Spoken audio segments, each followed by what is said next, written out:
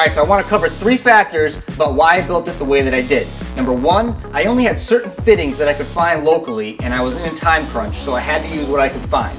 Number 2, I was trying to keep the weight of this entire thing down. That's why you see me take the 3/4 inch and then overlap it with 1.5 inches to add stability while not making the entire thing out of 1.5 inches. Number 3, you see me only glue certain pieces on the back frame because I wanted to be able to break it down and move it around or tuck it away when I wasn't using it at all. Alright guys, that wraps up this one. Hopefully it encourages you to increase shop safety. Because while I was building this thing, I was thinking of a recent episode by the Making It podcast where they talked about shop safety, and a lot of it was about welding. If you enjoyed it, please subscribe. More content on the way.